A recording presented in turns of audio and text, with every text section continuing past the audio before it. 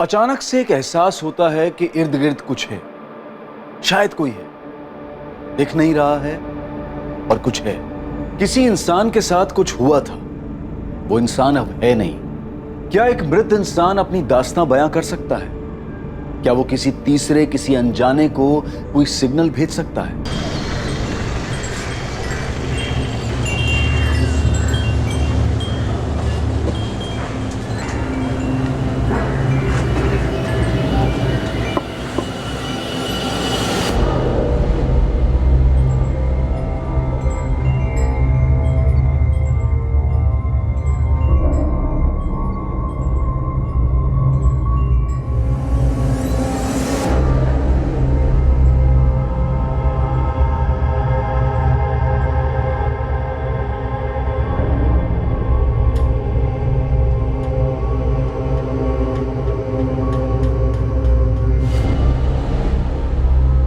विद्या, तुलसी के लिए इतना बड़ा स्ट्रक्चर बालकनी में कौन बनवाता है?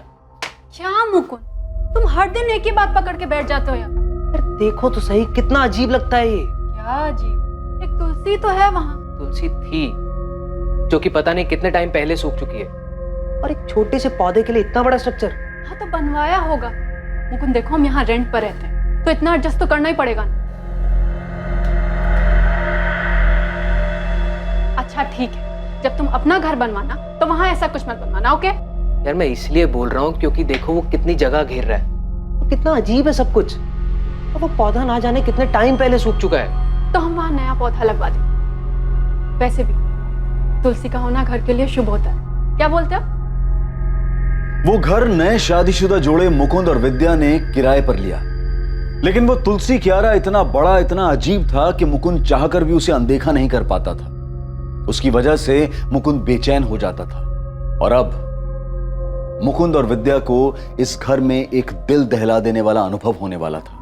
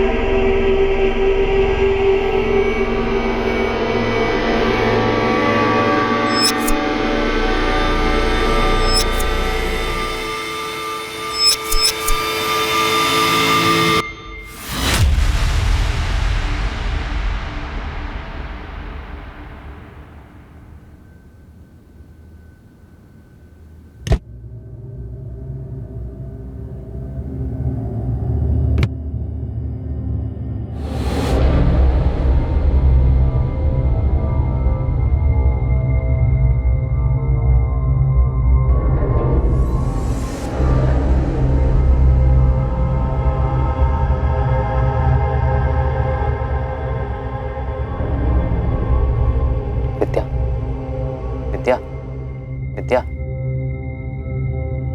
क्या हुआ मुकुंद? यार वो तुलसी क्यारा। यार तुम्हें नींद में भी वही दिखाई देता है क्या? ये कोई वक्त है इस बारे में बात करने का? नहीं यार, मतलब कितना अजीब लगता है वो। अरे अजीब तुम लग रहे हो, रात को भी वही बात लेके बैठ गए। तुम्हें और कोई थॉट नहीं आ रहा है क्या आजकल? नहीं यार, कुछ अटपटा सा है। तो जाओ मुकुंद। विद्या मेरी बात तो सुनो प्लीज। यार सुबह मैंने माली को बुलाया, वो आके दूसरा पौधा लगा देगा। अभी प्लीज सो जाओ, मुझे भी सोने दो।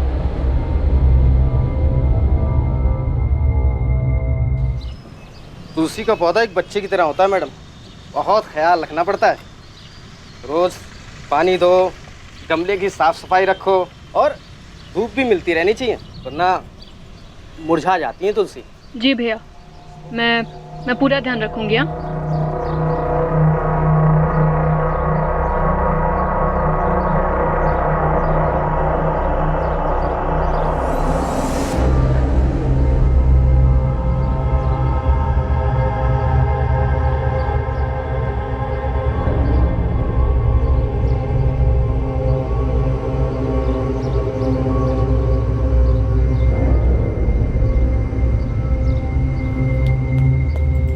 लीजिए मैडम, हो गया।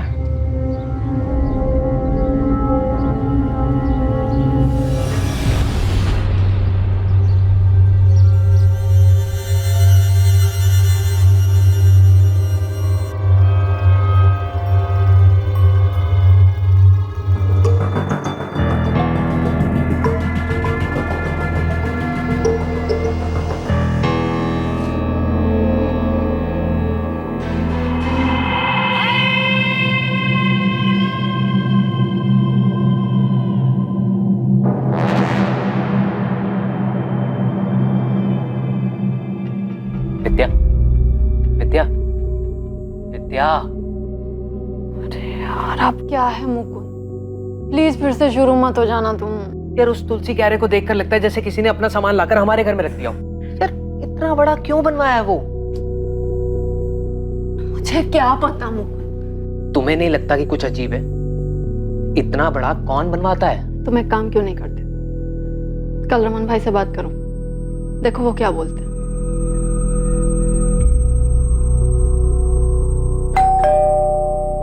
अरे क्या हुआ मुकुंद, अचानक से बुलाया, फोन पे भी कुछ बताया नहीं, कुछ प्रॉब्लम हुआ क्या? नहीं रमन भाई, कोई प्रॉब्लम नहीं है। आइए ना, अंदर आइए।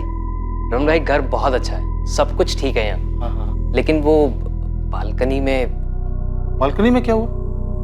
आप चलिए ना, मैं दिखाता हूँ आपको। चलो। क्या हुआ बोलो। अब ये जो आपने तुलसी के लिए बनवाया है, ये काफी बड़ा है, काफी जगह भी घेरता है और अच्छा भी नहीं लग रहा है। थोड़ा बड़ा तो है, लेकिन अभी बन गया तो क्या करें बोलो। अगर आप बोले तो हटवा दूं इसे। हटवाओगे मेरे को कोई दिक्कत नहीं है, लेकिन जो भी खर्चा होगा वो तुम देना, मेरे से मत मांग। हाँ, आप उसकी टेंशन मत लीजिए, मैं देख लूंगा वो सब। ये तोड़ने में जो टाइल वाइल टूटेगा, जो नुकसान होगा, उसका पैसा तुम्हारे डिपॉजिट में से काट लूंगा। आप उसके लिए बेफिक्र रहिए रमन भाई, मैं बहुत ध्यान रखूंगा उस चीज का। हाँ तो फिर करवाओ, चलो। वो तुलसी क्यारा पूरा हटवाने की क्या जरूरत है, 2-3 ब्रिक हटवा के थोड़ा छोटा करवा दो ना बस। क्या दिक्कत है विद्या, अब तो रमन भाई ने परमिशन दे दी है ना। कोई प्रॉब्लम नहीं है, पर अभी मैंने वो पौधा लगवाया है और अभी हटा देंगे तो घर के लिए अशुभ होगा ना। सिर्फ क्यारा हटवा रहा हूँ विद्या, पौधा हम किसी दूसरे गमले में लगा देंगे, तुम्हारे लिए साफ सफाई के लिए भी आसानी हो जाएगी, है ना। अरे बाबा, कल नया गमला ला दूंगा, तुम टांग देना उसे जहां मन करे, ठीक है। अच्छा सुन, एक काम करते हैं, पहले मिट्टी निकाल लेते हैं, उसके बाद क्यारा तोड़ते हैं। इससे हम लोगों का काम आसान हो जाएगा और ज़्यादा मेहनत भी नहीं पड़ेगी।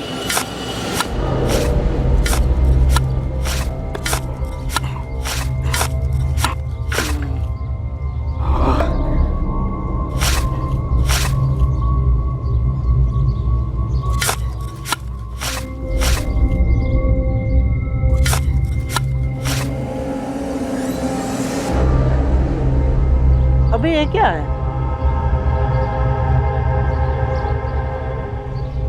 कपड़ा जैसा कुछ है क्या है यार? चल खींच, खींच, राजू खींच। भैया, भाभी, अरे क्या हो गया, क्यों चिल्ला रहे हो? भैया देखो उसमें है क्या अंदर, देखो भाभी देखो।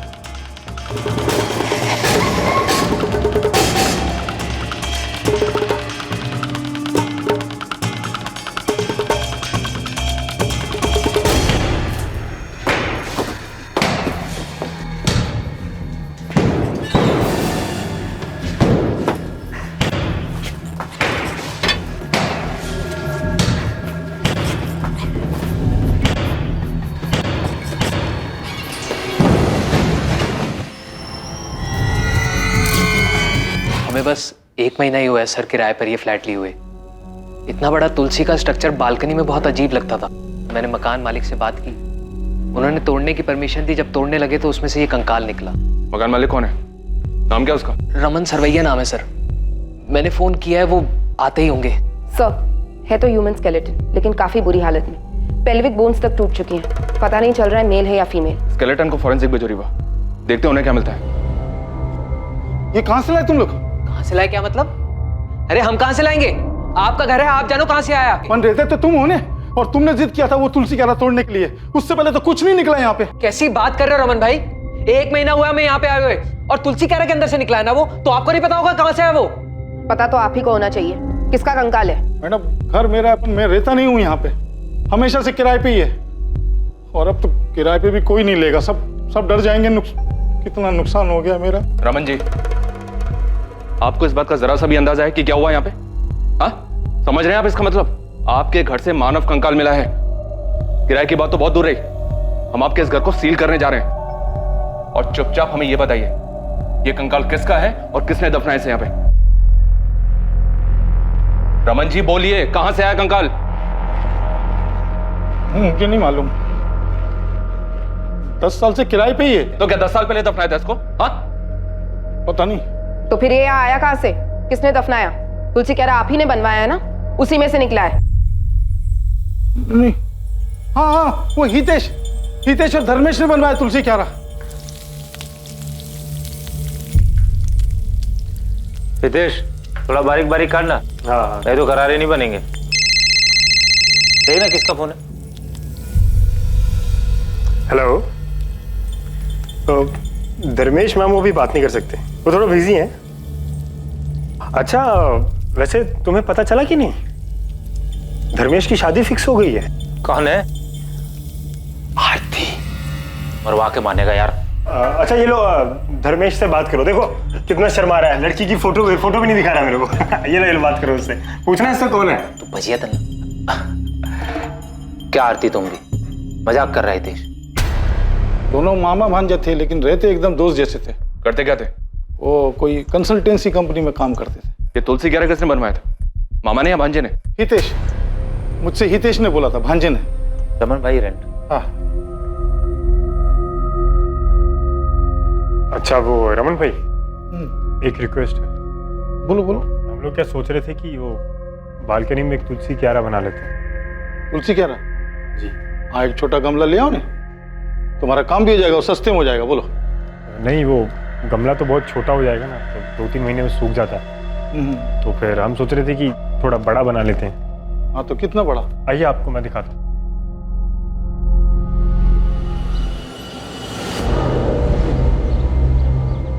यहाँ पे समझ लो 2 फीट या 3 या 4 फीट। अरे इतना बड़ा क्यों?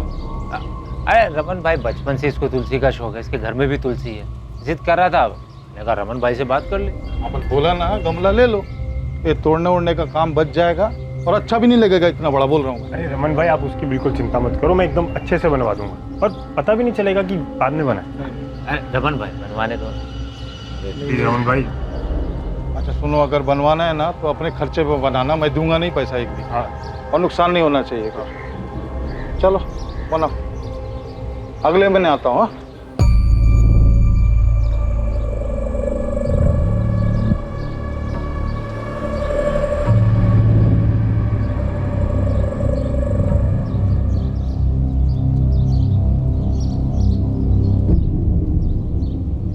धर्मेश, कुछ गड़बड़ तो नहीं लग रहा ना?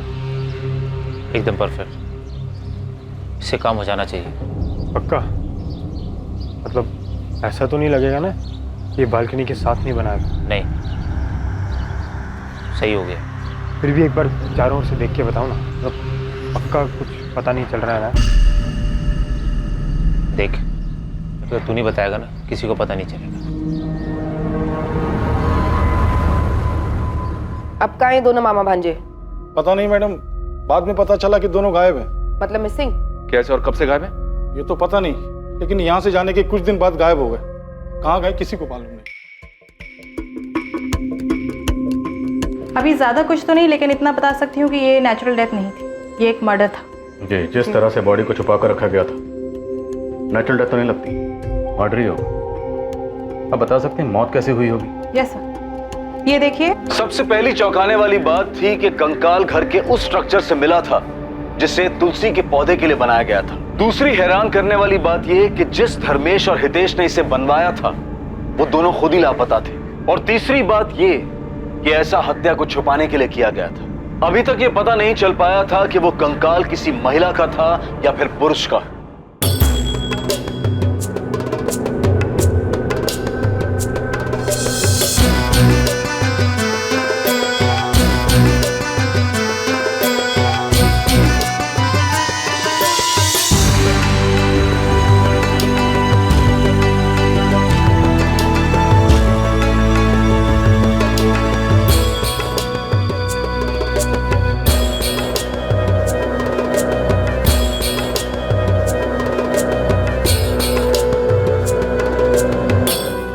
घर खाली कब किया उन दोनों ने? सर अक्टूबर 2017 में। अगस्त 2017 में उन लोगों ने बोला था कि 2 महीने में शिफ्ट कर जाएंगे, और फिर अक्टूबर में खाली कर दिया मकान। हितेश, ये धर्मेश क्या छे? वो ऑफिस गया है ना। अच्छा रमन भाई, मैं क्या बोल रहा था कि जो हमारा एग्रीमेंट है ना, वो अक्टूबर में ख़त्म हो रहा है। हाँ क्यों? नहीं बस वो हम लोग शिफ्ट करने की सोच रहे थे। क्या अचानक से कोई प्रॉब्लम है? नहीं नहीं, ऐसा कुछ नहीं है, बस हम लोग थोड़ा बड़ा घर देख रहे हैं अभी। सर अक्टूबर 2017 में जब एग्रीमेंट खत्म हुआ तो उन लोगों ने मकान खाली कर दिया। धर्मेश आया था चाबी देने के लिए। अरे धर्मेश, नमस्ते। नमस्ते, आओ अंदर आओ। अरे धर्मेश, इतनी सुबह सुबह? वो रमन भाई फ्लैट की चाबी देने। हाँ लेकिन तुम लोग तो शाम को जाने वाले थे ना। हाँ बस अभी सुबह जाने का प्लान हुआ, सोचा जाना तो है, पूरा दिन आराम करने से अच्छा है अभी निकल लेते। हाँ अभी आ गए हो तो चाय वाय कुछ पियोगे? नहीं रमन भाई, वो हितेश सामान की गाड़ी के साथ वेट कर रहा है। जा कहाँ रहे? अभी तो मैंने और रितेश ने मुंबई जाने का प्लान किया है, देखो क्या होता है। मुंबई सरस है, बहुत कुछ है वहाँ, कुछ ना कुछ हो ही जाता है। अच्छा चलता। तो वो मामा भांजा दोनों मुंबई से मिसिंग हुए? नहीं ये तो पता नहीं सर, लेकिन खाली करने के 15 दिन बाद नवंबर 2017 में पार्क चौक पुलिस ने मुझे बुलाया था। अब मैं कैसे बताऊं कि हितेश धर्मेश किधर है? मेरे घर से तो 15 दिन पहले चले गए वो लोग। अब धर्मेश मेरे को बोला कि उसका और हितेश का मुंबई जाने का प्लान है। सर उन दोनों में से किसी ने हमें कुछ भी नहीं बताया, इसलिए तो हमने मिसिंग कंप्लेंट भी लिखवाई है। इतना धर्मेश ने मेरे को बताया उतना मैं बता दिया, बाकी मालूम नहीं। धर्मेश ने तुमसे और कुछ कहा था? वो लोग मुंबई में कहाँ जा रहे हैं, वहां जाके क्या करेंगे? सच पूछो तो इतना जोर दे के मैंने पूछा भी नहीं। सर पिछले 15 दिन से दोनों में से किसी से कोई बात नहीं हो पाती। ना तो मेरे बेटे धर्मेश का फोन लगता है और ना ही मेरे नाती हितेश का। सर मेरी भी हितेश भैया से 15 दिन पहले ही बात हुई थी और उस पर भी वो मैसेजेस से कांटेक्ट में थे। सर ये देखिए, लेकिन इसमें भी भैया ने कभी कहा नहीं कि वो मुंबई जा रही है। जब भी मैं पूछती तो बोलते वो सूरत में ही है। मेरा बेटा धर्मेश भी ऐसे ही कॉन्टेक्ट में था, मैसेज से, लेकिन 15 दिन पहले उसका मोबाइल भी स्विच ऑफ हो गया। रमन, ये सब कुछ तेरे घर से जाने के बाद ही हुआ है और सिर्फ तू है जो कह रहा है कि वो लोग बॉम्बे गए हैं। सच सच बता, कहाँ है वो दोनों? मुझे क्या मालूम धर्मेश ने मुझे ही मुंबई जाने के बारे में क्यों बोला। तो वैसे भी वो मेरे फ्लैट पे किराए पे रहता था, कोई मेरे साथ नहीं रहता था। अक्टूबर में उसका एग्रीमेंट खत्म हो गया तो वो लोग खाली कर दिया। वो हितेश और धर्मेश के खाली करने के बाद यानी अक्टूबर 2017 से लेके अभी कुछ दिनों तक 2 अलग अलग लोग किराए पे रहे उस मकान में, और उनके खाली करने के बाद ये मुकुंद और विद्या आए थे। सर 1 महीने के लिए भी खाली नहीं रहा। बहुत लकी मकान है वो। तुम्हारे उसी लकी मकान में से कंकाल निकला है? हाँ सर निकला है सर, सबको ये खबर भी हो गई है। तो समझ नहीं आ रहा मैं क्या करूं। सबको पता चल गया, कोई किराए पे भी नहीं रहेगा वहां, और बेचूंगा तो बिकेगा भी नहीं वो।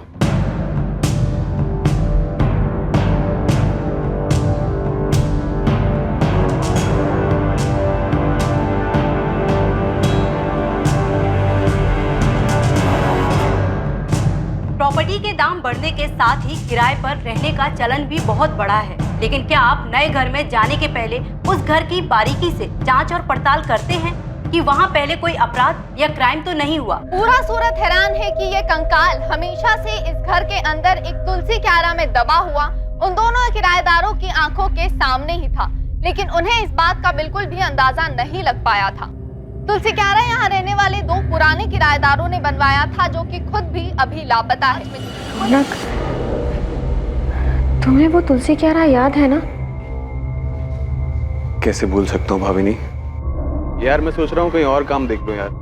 यहाँ तो रात रात भर सिर्फ गधा मजदूरी करवाते हैं और साला इतनी मेहनत के बाद सैलरी के नाम पर अकाउंट में सिर्फ चिल्लर ही आता।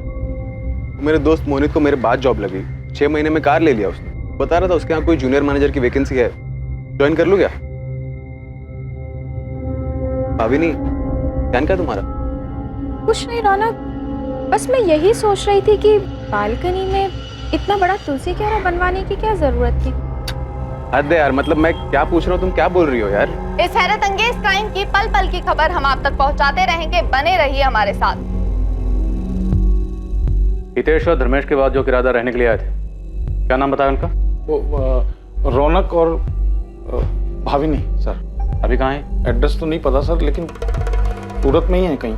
फोन नंबर तो होगा? जी। धर्मेश और हितेश को अब ढूंढना मुश्किल होगा शायद।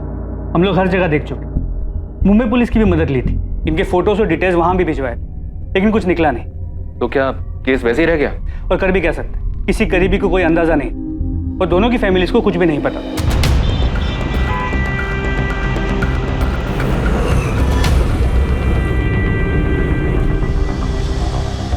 अच्छे लड़के थे दोनों, पता ही नहीं चलता था कि दोनों मामा भांजे थे। उम्र में कुछ ज्यादा फर्क नहीं था, पर दोनों का स्वभाव बहुत ही अच्छा था। कोई गर्लफ्रेंड वर्लफ्रेंड थी उनकी? ये तो नहीं पता कि वो कौन थी, पर एक लड़की थी जरूर जो कभी कभी आती थी। क्या नाम था? अब नाम तो नहीं जानती, लेकिन वो धर्मेश के साथ दिखती थी कभी कभी।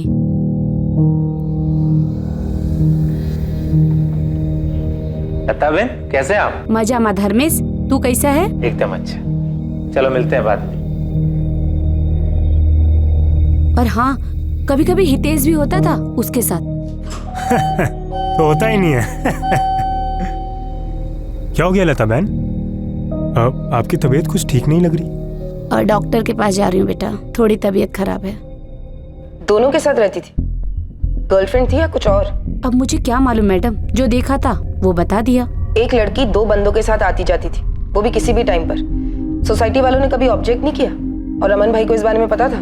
ऑब्जेक्शन जैसी बात तो कोई सामने नहीं आई, पर हाँ, वो कुसुम है ना 3rd फ्लोर वाली, उसने एक बार बताया था कि वो हितेश की बहन है, तो मुझे कुछ पूछना ठीक नहीं लगा। गलती तो आपसे भी हुई, आपको सब अच्छे से चेक करना चाहिए था ना। अरे मैं क्या चेक करता श्वेता, मेरे को क्या मालूम घर के अंदर क्या चल रहा है क्या नहीं चल रहा है। मेरे को क्या मालूम, मैं क्या दीवार फोड़ के जमीन खोद के देखता कि किधर लाश दबी किधर क्या दबा है। वो जो भी था, अब सब यही बोल रहे हैं कि रमन भाई के घर से कंकाल मिला। हाँ तो बोलने तो अभी क्या कर सकते हैं, तो क्या मालूम था तो वो लोग इतना सब कुछ कर देंगे और फिर गायब हो जाएंगे।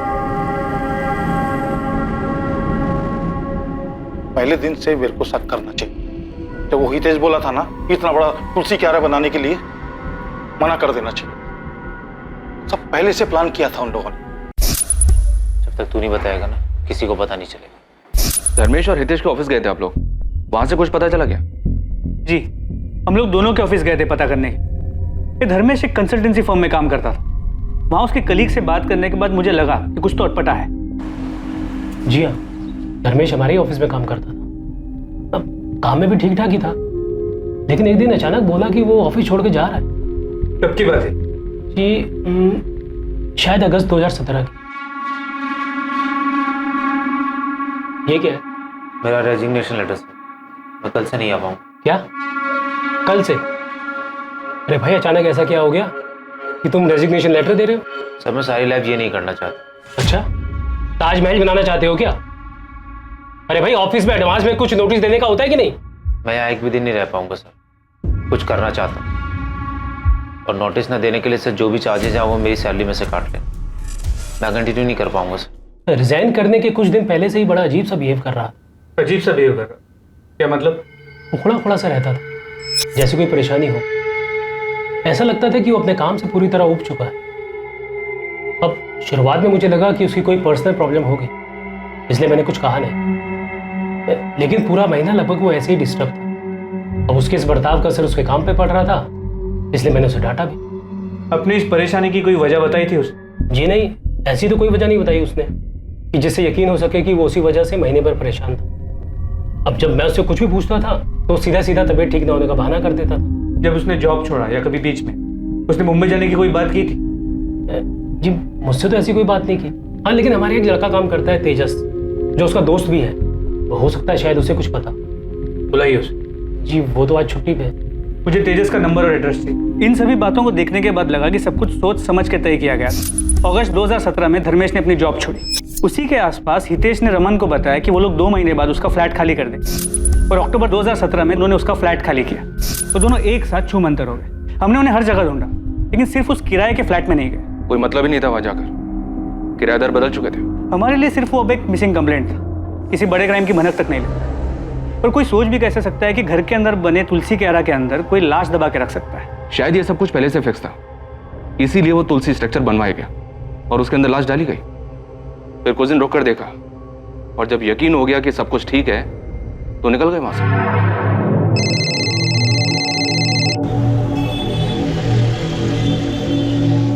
हाँ रीवा बोलो। सर, धर्मेश और हितेश के एसके अपार्टमेंट वाले पड़ोसियों से बात हुई। पता चला है किसी लड़की का उनके घर आना जाना था। लड़की कौन थी वो? नाम एड्रेस कुछ पता चला क्या? नहीं, अब तक नहीं सर। ठीक है, पता करो। किसी लड़की के बारे में पता चला था आप लोगों को जो उनके घर आती जाती हो? हाँ, इन्वेस्टिगेशन के दौरान एक आरती चावड़ा का नाम सामने आया था। धर्मेश के दोस्त तेजस ने भी उसके बारे में बताया।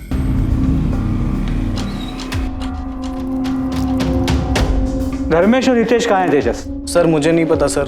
सर मेरी दोस्ती तो सिर्फ धर्मेश से थी, हितेश से मेरा कोई लेना देना नहीं है सर। इनफैक्ट नौकरी छोड़ने के बाद उसने मेरा फ़ोन उठाना भी बंद कर दिया और थोड़े दिन के बाद उसका नंबर भी स्विच ऑफ आने लगा। तेजस, तुम ये तो जानते होगे कि ये दोनों लापता है। दोनों की फैमिलीज ने मिसिंग कंप्लेंट भी फाइल की। हाँ सर, हमारे टीम लीडर सुयश सर ने बताया था मुझे। धर्मेश ने तुम्हें कभी मुंबई जाने के बारे में कुछ बताया था? नहीं सर। ऐसे अचानक से क्यों छोड़ रहा है? तूने मुझे भी नहीं बताया। कोई दूसरी जॉब मिल गई क्या? तो अचानक क्यों छोड़ रहा है? कुछ छुपा रहा है ना तू मुझसे? वो हितेश के साथ मिलके कुछ बड़ा प्लान कर रहा है ना तू? क्या मतलब? क्या कर रहा हूँ मैं? मतलब साफ है, कोई ऐसे जॉब क्यों छोड़ेगा यार? मतलब तुम दोनों मिलके कुछ बड़ा बिजनेस प्लान कर रहे हो। हाँ, वो अभी सोच रहा हूँ करने की। कुछ होगा तो बताऊंगा ना तुझे। इसके अलावा कुछ और नोटिस किया था? कोई लड़की वड़की का चक्कर? सर उसने कभी कुछ सामने से बताया नहीं सर। धर्मेश और हितेश के कॉल रिकॉर्ड्स में एक कॉमन नंबर मिला है। इस लड़की आरती का है। इसे कभी देखा है? सर कभी उसने किसी से मिलवाया नहीं और ना कभी कुछ बताया, पर वो फोन पर किसी से बात तो जरूर करता था। कोई लड़की थी, अब वो लड़की यही थी या कोई और, ये नहीं पता सर मुझे। तो ये आरती आप लोगों के हाथ लगी थी क्या? नहीं, उसका भी फोन बंद आ रहा था। उसके फोन डिटेल्स में जो उसका सूरत का एड्रेस था, हमने वहां जाके चेक किया। हाँ सर, ये मेरी ही किराएदार थी, लेकिन आप इसे क्यों ढूंढ रहे हैं? यहाँ से कहाँ गई? इसकी डिटेल्स होंगी ना, रेंट एग्रीमेंट तो हो गई। यहाँ से कहाँ गई ये तो पता नहीं सर, लेकिन फरवरी में वो यहाँ से चली गई थी और उसके बाद नया किराएदार आ गया तो मैंने भी एग्रीमेंट फेंक दिया। एग्रीमेंट फेंक दिया? तो क्या करता सर, यहाँ तो किराएदार आते जाते रहते हैं और एक बार किराएदार यहाँ से चला जाए तो फिर। अपने किराएदारों के डिटेल्स आप किसी बुक में तो लिख के रखते होंगे ना? यहाँ से जाने के बाद या आने से पहले किसी ने कोई कांड किया तो? नहीं सर, अब क्या पता था कि किराएदार के एक बार जाने के बाद फिर उसे दोबारा कांटेक्ट करना पड़ेगा। लेकिन सर मैं अपने यहाँ सिर्फ शरीफों को ही कमरा किराए पर देता हूँ। शक्ल देखकर बता सकते हो कौन कांड करेगा कौन नहीं? सबसे खतरनाक मर्डर भोली शक्लों वाले लोग करते हैं। आरती ने कोई मर्डर किया है सर? वो हम इन्वेस्टिगेट कर रहे हैं। 2 लड़के गायब हैं और उनकी फैमिलीज ने मिसिंग कंप्लेंट फाइल की। आरती उन्हें जानती थी पर आरती का भी फोन बंद आ रहा है। ये आरती जॉब कहाँ करती थी? किसी सॉफ्टवेयर कंपनी में HR में थी। उसके बाद भी हमने आरती को ट्रैक करने की कोशिश की। फिर हमें लगा कि शायद उनके रिलेशन के बारे में उनकी फैमिलीज को पता नहीं था। शायद धर्मेश आरती को लेकर भाग गया था और हितेश ने उनकी मदद की, लेकिन आगे की इन्वेस्टिगेशन में ऐसा कोई लिंक सामने नहीं आया। और ये हितेश जहाँ काम करता था वहां से कुछ पता चला? हितेश एक टूर्स एंड ट्रेवल्स की कंपनी में काम करता था। हितेश वो तो गजब का धोखेबाज निकला सर। अगस्त 2017 को सैलरी निकाला मेरे पास और उसके बाद तो उसने दर्शन ही नहीं दिया। कितना फोन किया मैंने पर लड़का बात करने तक को राजी नहीं। उसके बाद कभी उससे कांटेक्ट हुआ? बस सर एक मैसेज किया था उसने, जगन भाई मैं काम छोड़ रहा हूँ, दूसरा काम पकड़ लिया है। अब मैं उसको क्या बोलता सर? शिरडी का 2 टूर सर पर था जो इस हितेश के भरोसे बुक किया था मैंने, लेकिन वो साला तो टांग दे गया ना। हितेश की बहन नमिता, माँ सरला, पिता दलपत, धर्मेश के पेरेंट्स कोकिला और हसमुख, उन दोनों की खोज खबर लेने के लिए महीनों तक फोन करते रहे। शुरू में तो वो हर हफ्ते पुलिस स्टेशन आते थे, फिर वक्त भी था तो आना बंद किया, पर पूरे 1 साल तक वो लोग फोन करते रहे और शायद वो लोग भी ये बात समझ गए, इसलिए अक्टूबर 2018 के बाद उन्होंने कभी फोन नहीं किया। इतनी इन्वेस्टिगेशन की आप लोगों ने, कहीं किसी मोड़ पर आपको ऐसा लगा क्या कि ये दोनों किसी गलत काम में थे? सुनील, ऑफ द रिकॉर्ड कहूँ तो एक पल के लिए लगा था कि इन लोगों ने ऐसा ही कोई क्राइम किया और इसीलिए भाग रहे हैं, लेकिन ये प्रूव करने के लिए हमारे पास कोई भी सुराग नहीं थी और फिर हम दूसरे केसेस में बिजी हो गए। लेकिन हमें कभी भी ऐसा नहीं लगा था कि इन्होंने उस किराए के फ्लैट में इतना बड़ा कांड करके लाश को दफन किया। यस, अगर वो कंकाल सामने नहीं आता तो किसी के लिए भी इस बात का अंदाजा लगाना बहुत मुश्किल था। हम लोग हार्ड एंड क्रिमिनल्स पे नजर रख के क्राइम को कंट्रोल कर सकते हैं, लेकिन कोई ऐसे लोगों का क्या करे? इनके तो घर वालों को भी नहीं पता होता कि इनके दिलों में क्या चल रहा है। बादशाह पुलिस को उनकी तहकीकात में कोई लीड नहीं मिली? नहीं सर, कोई लीड नहीं मिली। लेकिन ये भी अजीब है सर कि हितेश और धर्मेश के बाद रौनक और भाभी ने उसी घर में किराए पर रहे पर उन्हें भी कोई स्मेल नहीं आई। पक्का बहुत मेहनत की होगी सर दोनों ने लाश को छिपा कर रखने में। ये भी मेक श्योर किया होगा कि कोई स्मेल ना आए। पूरी तसल्ली करने के बाद ही घर छोड़ा होगा।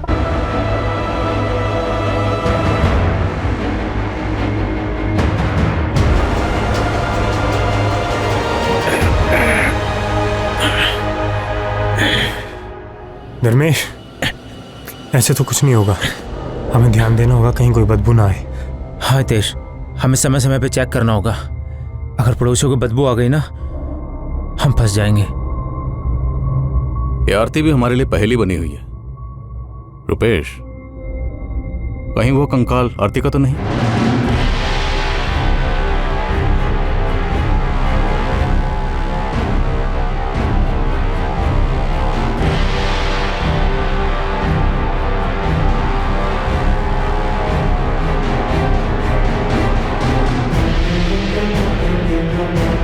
मुझे लगता है हमें हितेश और धर्मेश की फैमिली से बात करनी चाहिए।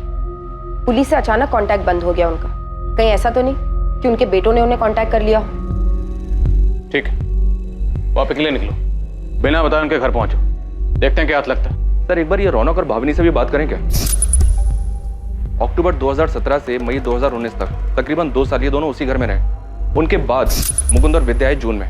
रौनक और भावनी से पूछते हैं सर, क्या उन्हें कभी कोई स्मेल नहीं आई? बुलाओ उन दोनों को भी, उनके पास भी कोई ना कोई कहानी तो होगी सुनाने के लिए। इस हत्याकांड में शक की सुई अब हितेश और धर्मेश पर थी और अभी तक पुलिस को इसका भी कोई अंदाजा नहीं था कि मरने वाले की पहचान क्या थी। वो सिर्फ अंदाजा लगा रहे थे कि विक्टिम शायद आरती थी, जिसे दोनों ही सस्पेक्ट जानते थे। लेकिन उसकी हत्या क्यों हुई थी, इसकी भी अभी तक कोई वजह सामने नहीं आ पाई थी। क्या वाकई में पुलिस का यह अंदाजा सही था? क्या सच में ऐसा ही हुआ था, या कहानी में कोई तीसरा एंगल भी था जिसमें न मारने वाले का पता था और न मरने वाले का?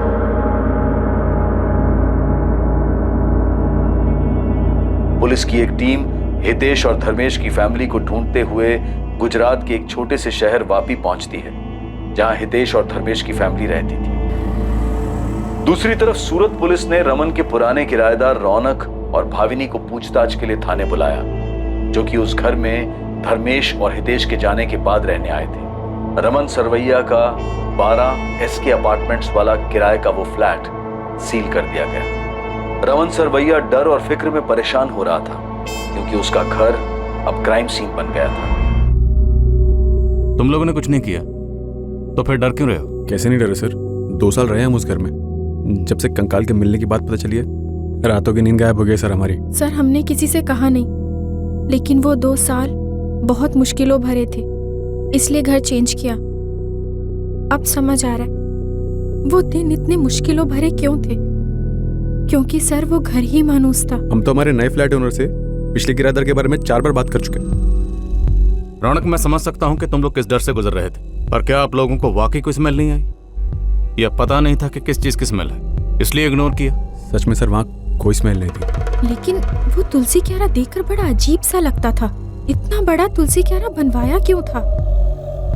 हमने सोचा कि रमन भाई से बात करें, लेकिन हम कुछ नहीं बोले। अगर वो बुरा मान जाते तो हमें अगले दिन घर खाली करवा देते। वो तुलसी क्यारा रमन भाई ने बनवाया था? घर उनका था, इसीलिए हमें लगता है उन्हीं ने बनवाया। एक बार जब रमन भाई किराया लेने आए तो तुलसी का पेड़ सूख गया था। हाँ पूरे। रमन भाई चाय। हाँ, अरे ये तुलसी में पानी नहीं डालते क्या? देखो ना कितना सूख गया है। अब याद से डाल दूंगी। वो रमन भाई, हमको पेड़ पौधों का शौक नहीं है ना, इसीलिए कभी ध्यान नहीं दिया। नहीं, मेरे को भी पेड़ पौधे का ज्यादा शौक नहीं है, लेकिन अभी घर में है तो सुखा के तो मार नहीं सकते ना। हाँ। 2-4 बूंद डाल दिया करो, क्या पता फिर से हरा हो जाए। उनका बोलना उस वक्त हमें अजीब नहीं लगा था, लेकिन अब जब पता चला है कि उसमें सिर्फ तुलसी नहीं थी, तो हम सोच रहे थे कि क्या रमन भाई को उस बारे में कुछ पता था। तुम्हें क्या लगता, रमन भाई ने जानबूझकर ऐसा बोला था? ऐसे ही कैसे किसी पर उंगली उठाए सर, उनके लिए भी ठीक नहीं होगा। हो सकता है जैसे हमें ना पता चला हो, उन्हें भी कुछ ना पता चला हो। ठीक है, आप दोनों जा सकते हैं।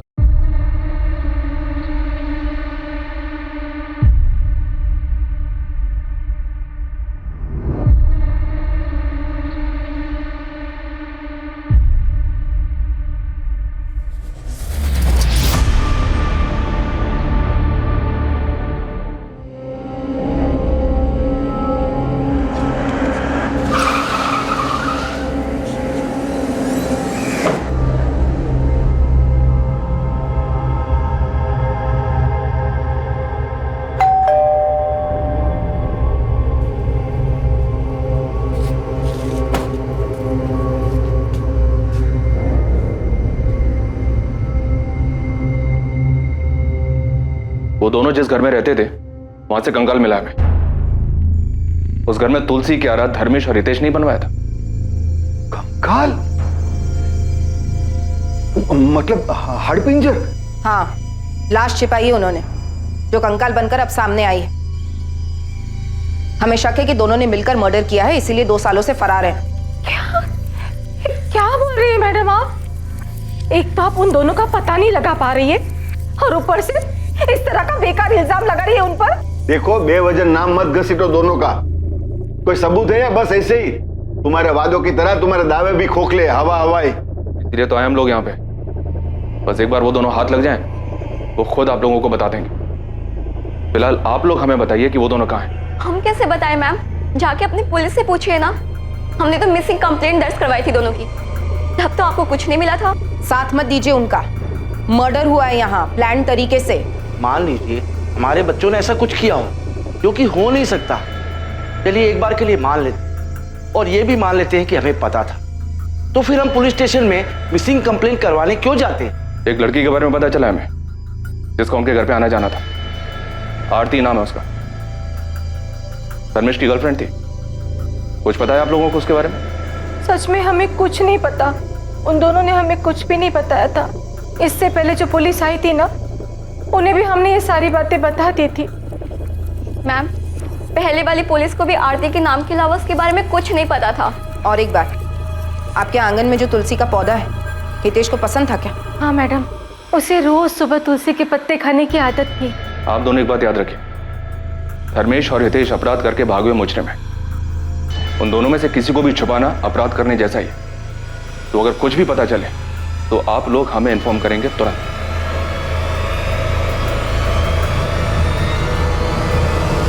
डॉक्टर, कोई नई इन्फॉर्मेशन? जी बिल्कुल, मैं आपको बता सकती हूँ कि मरने वाला कोई मेल था और उसकी उम्र तकरीबन 24 से 30 वर्ष रही होगी। और मौत कितना अर्सा पहले हुई थी? हमने जो बोन टेस्ट किए हैं उससे तो यही पता चलता है कि स्केलेटन 2 से 4 साल पुराना है। सर, अभी तक उस घर में 4 किराएदार रह चुके हैं। पहले धर्मेश और हितेश, और उनके बाद भाविनी और रौनक। पता नहीं किसने किसको मारा है। मुझे नहीं लगता रौनक और भावनी ने किसी को मारा, क्योंकि उनसे बातचीत में ऐसा कुछ सामने नहीं आया। ये तो अजीब ही है सर। अभी तक तो हम इस मामा भांजे की जोड़ी को सस्पेक्ट मान के चल रहे थे कि इन्होंने शायद किसी लड़की को मारा था, और शायद वो आरती होगी। लेकिन यहाँ तो मामला ही उल्टा निकला। तो फिर मरा कौन था सर? नहीं, जो भी हो, इतना तो है कि ये जुर्म तब हुआ जब उस घर में ये मामा भांजा दोनों रह रहे थे। वो दोनों गायब है, तो इन दोनों का इस जुर्म से कोई ना कोई ताल्लुक तो है। जी सर, मुझे भी ऐसा ही लगता है। वो तुलसी क्यारा भी उन दोनों की करामात थी, और उन दोनों के वापी वाले घर में भी हमने तुलसी क्यारा देखा। इस बात के चांसेस ज्यादा हैं कि इन दोनों ने किसी तीसरे को मारा, जो कि मेल था। या ये भी हो सकता है कि मामा भांजा की आपस में किसी बात को लेकर खटास रही हो और हितेश ने धर्मेश को मार डाला, क्योंकि रमन को वो तुलसी क्यारा बनाने के लिए हितेश ने अप्रोच किया था। ठीक है सर, इसका उल्टा भी तो हो सकता है। हो सकता है धर्मेश ने हितेश को मारा हो, क्योंकि मकान मालिक को चाबी देने के लिए धर्मेश ही गया था। दोनों ना से ही कोई एक तो पकड़ में आए जो हमें सच बता सके कि असल में वहां हुआ क्या। या फिर हमें ये आरती ही मिल जाए।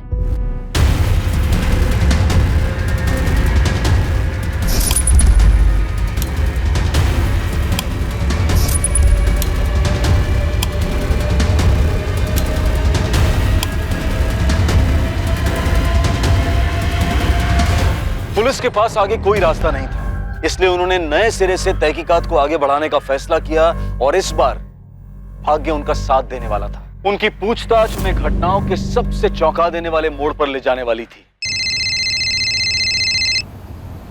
अरे कोकिला, देखो तो किसका फोन है? नाम नहीं है, किसी लैंडलाइन से है। हेलो, राणा नगर पुलिस स्टेशन से एएसआई रीवा सेठ बोल रही हूँ। हाँ मैडम, धर्मेश और हितेश मिल गए क्या? नहीं, लेकिन इतना कंफर्म हुआ है कि जो कंकाल मिला है वो किसी आदमी का। क्या हुआ? क्या बोल रहे? हेलो? हाँ मैडम, उनकी कोई खबर आई क्या? नहीं हसमुख जी, लेकिन उनके किराए वाले मकान से जो कंकाल मिला था, इतना कंफर्म हो गया है कि वो कंकाल किसी आदमी का है। उस कंकाल के आइडेंटिफिकेशन के लिए हमें डीएनए टेस्ट करवाना पड़ेगा, जिसके लिए आपका और कोकिला जी का डीएनए सैंपल चाहिए। अरे पर हम क्यों सैंपल देंगे? हमारा क्या लेना देना है डीएनए से? देखो वो आदमी कौन है, क्या है, हमें क्या पता? देखिए हसमुख जी, अभी तक हमें भी नहीं पता चला है कि किसका मर्डर हुआ, लेकिन पूरी संभावना है कि हितेश या धर्मेश दोनों में से एक हो सकता है। संभावना है? मतलब अभी तक तुम लोग संभावनाओं पर ही टिके हुए हो? अभी कुछ दिन पहले तुमने अंदाजा लगाया था कि वो दोनों मर्डरर है, और आज तुम अंदाजा लगा रहे हो कि वो दोनों विक्टिम है। हम ये बात नहीं कह रहे हैं कि वो कंकाल धर्मेश और हितेश के ही हैं। वो किसी और के भी हो सकते हैं, पर ये बात कंफर्म करने के लिए हमें डीएनए टेस्ट करना होगा ताकि शक की कोई गुंजाइश ना रहे। रूटीन प्रोसीजर है। हम सूरत आ जाएंगे। Thank you so much. क्या कह रही थी पुलिस? कुछ पता चला दोनों का? पुलिस कह रही है कि जो कंकाल उन्हें मिला है वो हितेश या धर्मेश में से किसी का हो सकता है।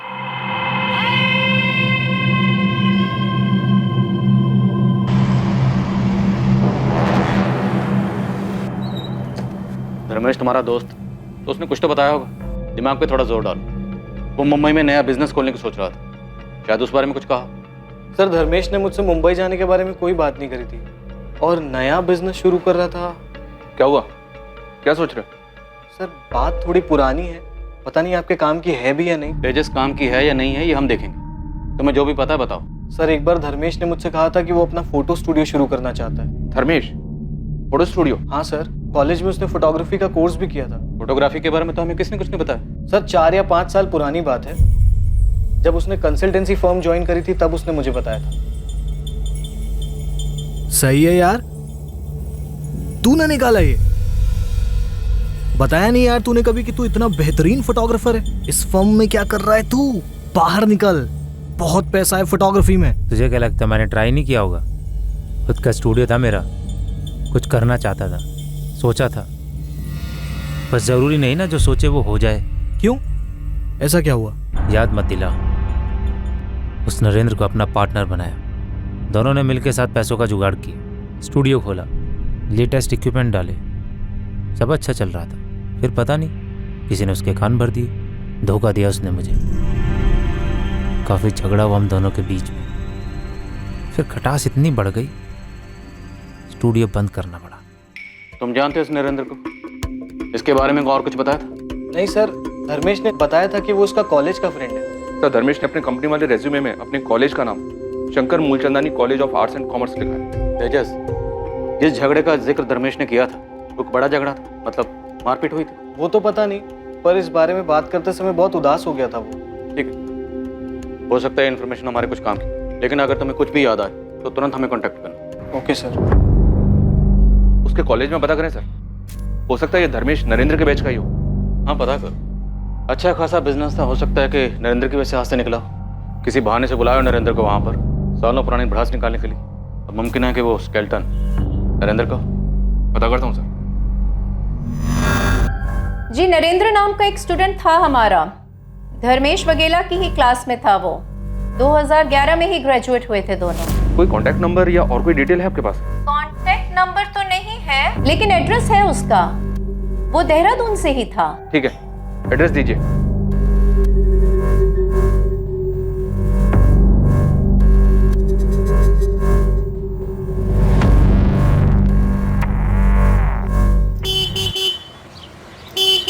माँ मैं निकल रहा हूँ, देर होगी मुझे तो मैं फोन करूंगा। हाँ अरे ऐसी कौन सी जगह जा रहा है जहाँ देर हो जाएगी तुझे? अरे सुन तो। जय श्री कृष्ण दीदी, कैसी हैं आप? जय श्री कृष्णा। कहाँ लेके जा रहा है तू इसको? हाँ, और ये बताता कि उन्हें कहाँ जा रहा है? अरे दीदी उस जगह से आपको बहुत नफरत है, अगर आपको बताएंगे ना तो आप हमें जाने नहीं दोगे। मुझे कौन सी जगह से नफरत है? अरे जल्दी चलो मामू, नहीं तो माँ को सब याद आ जाएगा। तो अरे रुक रुक धर्मेश, अरे माँ को सब याद आ गया। पिक्चर दिखाने के लिए लेके चलो जा रहा है चलो ना? चलो बाय माँ। समझते नहीं है दोनों। हाँ माँ, मन और आदत दोनों ही खराब कर दी थी फिल्में। हाँ, आजकल की फिल्में कुछ अच्छी बातें नहीं दिखाती है। क्या माँ, तुझे तो खुश होना चाहिए मामा भांजे की ऐसी दोस्ती देख के। माँ, पुलिस क्या कह रही है कि धर्मेश और हितेश दोनों ने एक दूसरे को? नहीं सरला, वैसा नहीं कर सकते। पुलिस ने पहले भी गलती की है ना। तुम दोनों धीरज रखो, पुलिस से बात करने दो। चलिए अंदर बुलाते हैं। जी चलो। हमने सुना वो तुलसी कह रहा तुमने बनवाया था। नहीं, आपको किसने बोला? क्यों, एक और मर्डर करने का इरादा है क्या? भावनी ने बताया, उसी भावनी ने जिसे तुम बार बार तुलसी क्यारे में पानी डालने के लिए बोलते थे। बड़ी चिंता थी तुम्हें सूखे हुए तुलसी के पौधे की? नहीं नहीं, वो तो तुलसी का पौधा था तो मैंने देखा तो बोल दिया पानी डालो, वरना मेरा कोई और इरादा नहीं था।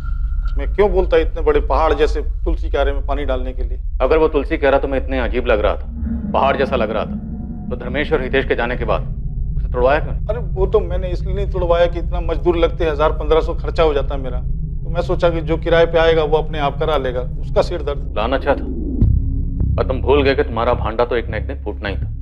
और ये काम किया विद्या और मुकुंद ने। और वो तुलसी कह रहा तुमने इसलिए नहीं तुड़वाया क्योंकि तुम जानते थे कि उसके अंदर क्या है। तुमने सोचा मौका अच्छा है, अनजान बन के पीछे छुड़ा लेता हूँ। नहीं नहीं नहीं, मैं कसम खा के बोल रहा हूँ, मेरे को कुछ नहीं मालूम था कि उसके अंदर क्या कोई लाश है कि कंकाल है, मालूम नहीं था।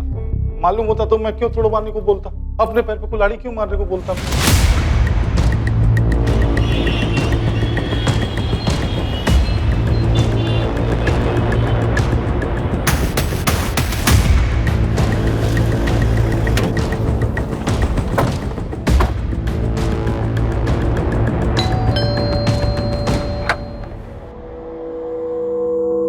नरेंद्र वर्मा? जी मैं ही नरेंद्र हूँ। धर्मेश वागले को जानते हो तुम? सर मैं कैसे बताऊँ धर्मेश कहाँ होगा, आप मुझे क्यों पूछ रहे हो? हमने सुना है कि धर्मेश के साथ तुम्हारा झगड़ा हुआ था, तुमने धोखा दिया था उसे। मैंने धोखा दिया सर?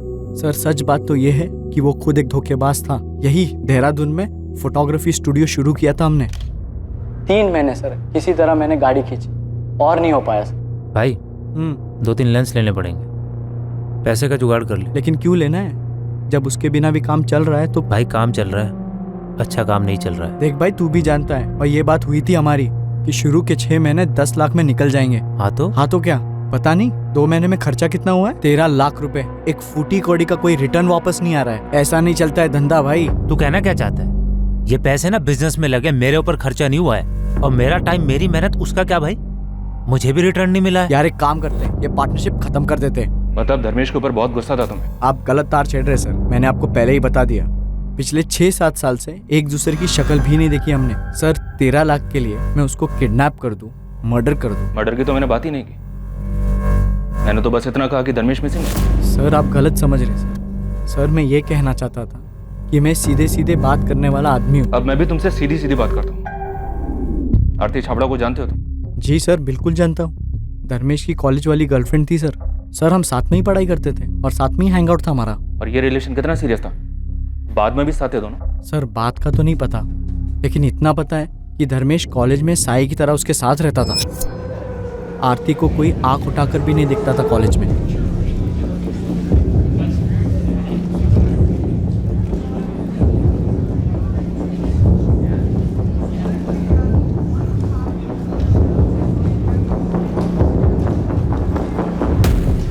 एक मिनट,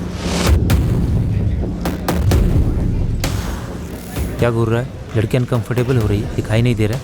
ओ बॉडीगार्ड, तू जाना अपना काम कर। बंदी है मेरी वो, ऊपर से अकड़ भी दिखा रहा है। यार से समझा रहा हूँ ना, मत घूर। ओ बॉडीगार्ड, मैं तो घूरूंगा, तू क्या कर लेगा?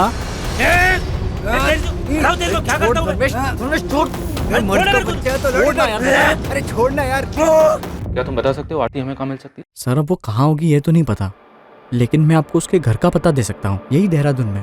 एड्रेस दो उसका। जहां एक तरफ देहरादून गई पुलिस अब तक हाथ ना आने वाली आरती चावड़ा तक पहुंचने के करीब थी, वहीं दूसरी तरफ सूरत में कुछ चौंकाने वाले घटनाक्रम सामने आने वाले थे जो पुलिस के सामने सवालिया निशान की तरह खड़े होने वाले थे। क्या थी ये खबर? क्या ये खबर इस केस की दशा और दिशा दोनों बदलने वाली थी? सर, नासिक पुलिस का फोन आया था। 2 दिन पहले नासिक में मंगोल नाका के पास उन्हें एक आदमी की डेड बॉडी मिली।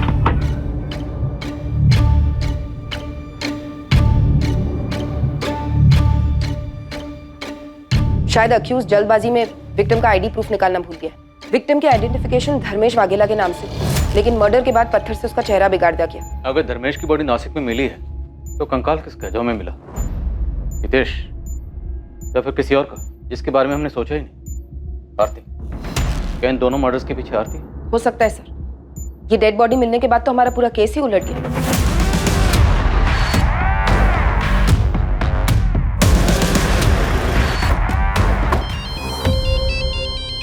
अरे वाह, बोलो। व्हाट? धर्मेश की डेड बॉडी मिली है? आरती के घर पहुंच गया हूं मैं, देखता हूं यहां से क्या मिलता है। जी, हमें आरती से बात करनी है। आप? Sub inspector Sunil Gordiya, Gujarat police. लेकिन वो तो सूरत में रह रही सर, पिछले 3 सालों से। सूरत में किस जगह? धर्मा रोड के पास। आरती काम क्या करती है वहाँ? जी सर, वो HR मैनेजर है। किसी धर्मेश को जानते हैं आप लोग? धर्मेश नहीं सर।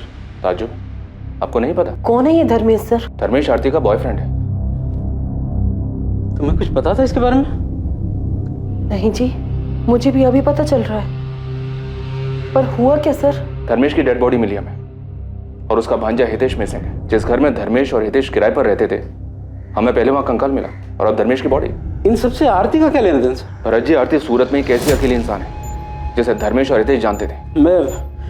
मैं आरती को फोन करता हूँ सर। नहीं, आप उसे कॉल नहीं करेंगे। उसका कॉन्टैक्ट नंबर और एड्रेस हमें दीजिए, और जॉब डिटेल्स भी।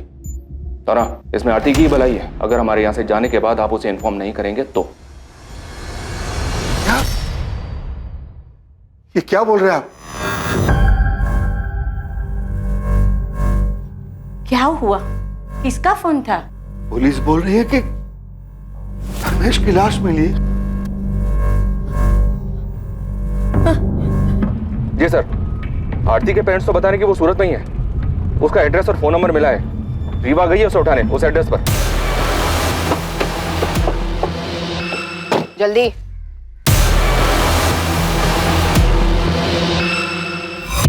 आरती, तुम्हें हितेश और धर्मेश को ढूंढने में हम अपना पहले ही बहुत वक्त बर्बाद कर चुके हैं। अब हमारा और वक्त बर्बाद मत करना। अगर अपनी सलामती चाहती हो तो बता दो कंकाल किसका था। कंकाल? हाँ, कंकाल। किसका कंकाल? इंसानी कंकाल, जो हमें उस मकान में तुलसी कारा के नीचे मिला जहाँ धर्मेश किराए पे रहता था। वो कंकाल जिसकी खबर पूरे जमाने को है, हर न्यूज़पेपर, हर न्यूज़ चैनल में खबर है, लेकिन तुम्हें खबर नहीं है। सर, मैं न्यूज़ भी नहीं देखती। मेरे घर पे तो न्यूज़पेपर भी नहीं आता है। लेकिन तुम तो उस मकान में जाती थी ना। धर्मेश की गर्लफ्रेंड थी ना तुम उस घर में वो तुलसी कारा तो याद होगा ना? याद है सर, देखा था मैंने, लेकिन मुझे कैसे पता कि उसके अंदर क्या है और धर्मेश और हितेश ने ही कुछ किया है। लेकिन वो तुलसी क्यारा बनवाया तो उन दोनों ने था ना। बालकनी के बीचों बीच इतना बड़ा तुलसी क्यारा बनवाया, तुम्हें अजीब नहीं लगा? आरती, क्या जानती 2017 में क्या हुआ था? मैं सच कह रही हूँ, मैं कुछ नहीं जानती हूँ। तब तो तुम ये भी नहीं जानती हो कि अक्टूबर 2017 से धर्मेश और हितेश गायब थे, और अब धर्मेश की लाश मिली। धर्मेश की लाश? धर्मेश की लाश 2 दिन पहले बॉडी मिली है उसकी, नासिक में। मर्डर हुआ उसका 2 दिन पहले। अक्टूबर 2017 से हितेश और धर्मेश कहाँ गायब थे? मेरी कुछ समझ में नहीं आ रहा है कि आप क्या बोल रहे हैं। मुझे तो ये भी नहीं पता कि धर्मेश और हितेश मिसिंग हैं। अब आप कह रहे हैं कि उसकी लाश मिली। आखिरी बार पूछ रहा हूँ, 2017 में क्या हुआ था? तुम तीनों ने मिलकर किसे मारा था? हमने किसी को नहीं मारा सर। तुम भागी क्यों थी? अपना फोन नंबर क्यों चेंज किया? सर, मैं भागी नहीं थी, मेरा फोन खो गया था, इसलिए मैंने नया नंबर लिया था।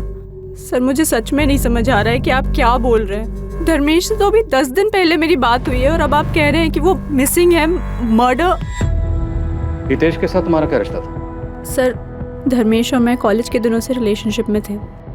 वो कॉलेज के बाद यहाँ सूरत शिफ्ट हो गया था, और मैं वहाँ देहरादून में ही रह गई थी। हम मिल नहीं पाते थे, इसलिए मैं भी यहाँ शिफ्ट हो गई, तभी हितेश से मिली।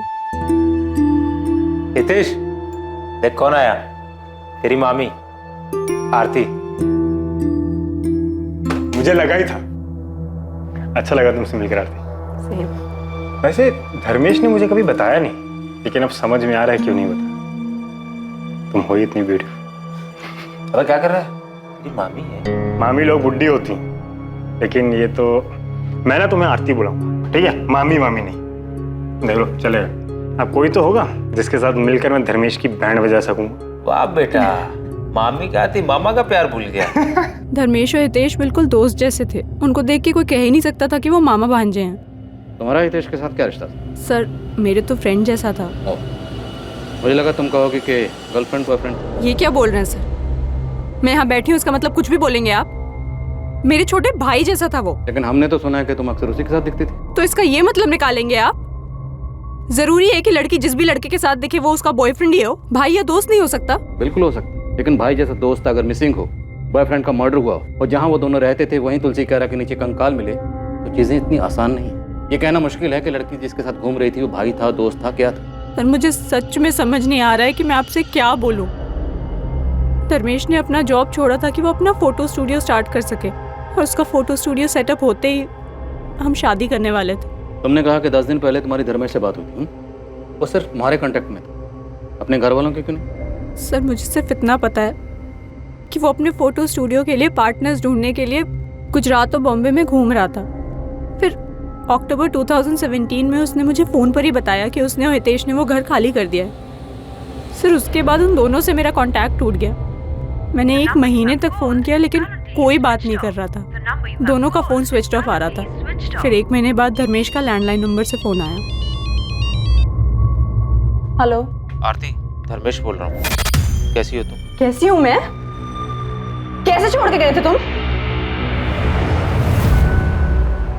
कहाँ चले गए थे तुम धर्मेश? आई एम सॉरी आरती, वो मैं गुजरात से बाहर हूँ। स्टूडियो के लिए कुछ पैसे का जुगाड़ करने गया, बस उसी में लगा हूँ। इधर उधर भटक रहा हूँ। जैसे कुछ सेटल होता है तुम्हें बता दूँ। और हितेश भी मेरे साथ है, तुम टेंशन मत लो। बिना बताए ऐसे कैसे चले गए? मिल के भी तो जा सकते थे ना। अच्छा मुझे अभी निकलना है, बाद में बात करता हूँ। Okay bye. उसके बाद पिछले 2 सालों में मैं और धर्मेश कभी कभी ही मिलते थे। हर बार वो एक अलग शहर से मिलने आता था। फिर 1 महीने पहले जब मैं और धर्मेश मिले तो उसने बताया कि वो मुंबई सेटल हो गया है। तुमने नोटिस किया वो कभी कुछ परेशान रहा हो? परेशान तो था सर, पर मुझे लगा कि वो अपने बिजनेस के लिए पैसे जुटाने में परेशान है। इतने दिनों तक हितेश से तुम्हारी कोई बात नहीं हुई सर। शुरुआत में 1-2 बार धर्मेश से पूछा था मैंने, पर उसने कहा कि वो अपने मेरठ वाले ट्रैवलिंग जॉब में बिजी है। तुम्हें धर्मेश ने जो बताया तुमने मान लिया? पुलिस को बेवकूफ़ समझती हो क्या? सर मैं किसी को बेवकूफ़ नहीं समझती। धर्मेश ने जो बोला मैंने यकीन कर लिया। और हितेश का नया नंबर भी नहीं था मेरे पास, और हितेश चाहता तो वो भी मुझे कांटेक्ट कर सकता था, पर ऐसा नहीं हुआ। ठीक है तुम जा सकते हो, लेकिन शहर छोड़कर कहीं मत जाना।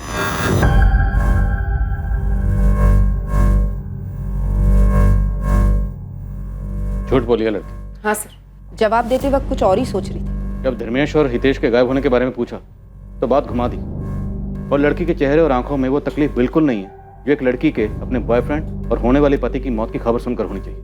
शायद कुछ छुपा रही है सर। मुझे लगता है वो कंकाल हितेश का ही था, धर्मेश के साथ मिलकर मार डाला होगा। अब क्यों मारा, क्या वजह थी, ये हमें ये आरती बता सकती है। फिर हमें कंकाल मिला। आरती और धर्मेश को पता चल गया होगा कि पुलिस उनको ढूंढ रही है। बात हितेश के मर्डर की थी तो हो सकता है धर्मेश को गिल्ट फील हुआ हो। अब बर्दाश्त नहीं होता। तुम्हें नहीं आ रहा बताओ, तुम्हें कुछ नहीं होगा। मैं सरेंडर करने जा रहा हूं। नहीं धर्मेश, ऐसा कुछ नहीं करोगे तुम। ऐसा सोचना भी मत। पूरी जिंदगी जेल में काटनी पड़ेगी। और तुम्हें क्या लगता है ये सरेंडर कर देने से तुम्हारा गिल्ट कम हो जाएगा? नहीं, ऐसे एटलीस्ट हम साथ तो रह सकते हैं ना। कुछ दिनों में ना ये मामला भी सारा ठंडा पड़ जाएगा। तुम पहले शांत हो जाओ। तुम्हें लगता है मामला ठंडा पड़ जाएगा आरती? ये कोई चोरी और 420 का केस नहीं, ये मर्डर है। मैं जा रहा हूँ सरेंडर करने। मैं जा रहा हूँ आरती। नहीं धर्मेश, लेकिन अगर धर्मेश पुलिस से कन्फेस करता तो आरती को पता था कि आरती भी जुर्म में शामिल है। सजा उससे भी होगी, जो शायद आरती को मंजूर ना होगा। तो हो सकता है इसीलिए आरती ने धर्मेश को मार डाला या मरवा डाला। धर्मेश को मारना पड़ेगा, लेकिन ध्यान रहे एक्सीडेंट लगना चाहिए।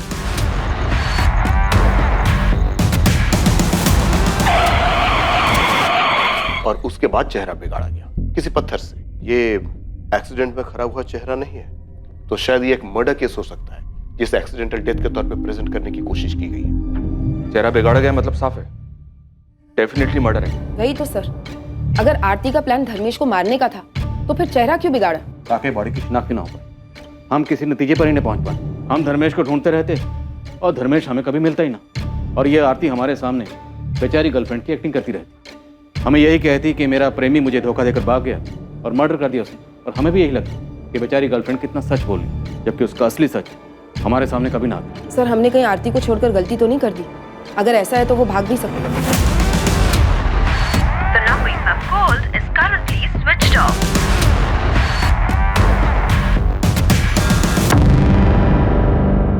मुझे नहीं लगता आरती भागेगी। ये खेल उसने शुरू किया है, ये उसे पूरा करेगी। एक काम करो, इसका फोन सर्विलेंस पर डालो और इस पर हर वक्त नजर रखो। ये कोई ना कोई गलती जरूर करेगी। इसके पीछे लग जाओ साई की तरह, चुपचाप, कोई आहट नहीं। सर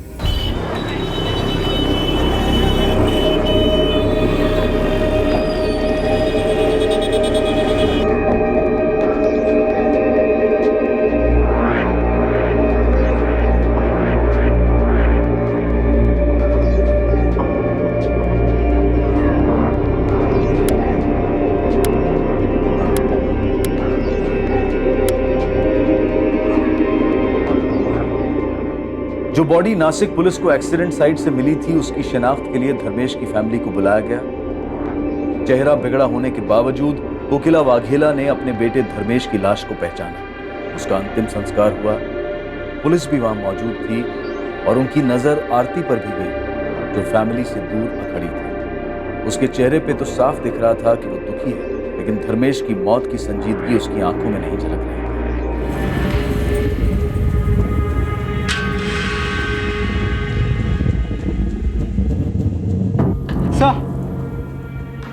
सर डीएनए रिपोर्ट आ गई।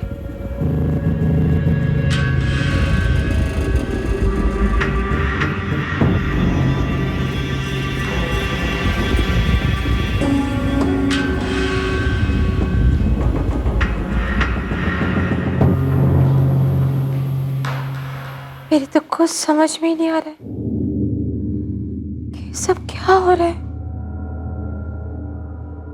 कौन मारेगा धर्मेश को? और ये हितेश कहाँ चला गया? अपने मामा के अंतिम संस्कार में भी नहीं आया। क्यों भाग रहा है ये हितेश? कहीं इसने तो धर्मेश को नहीं मारा? माँ, आपको ऐसा लगता है कि वो दोनों मर्डर कर सकते हैं? मैं नहीं मानती कि धर्मेश मामा और हितेश भैया एक दूसरे के साथ ऐसा करेंगे। जरूर उनके साथ कुछ गलत हुआ है। बस एक बार हितेश भैया मिल जाए।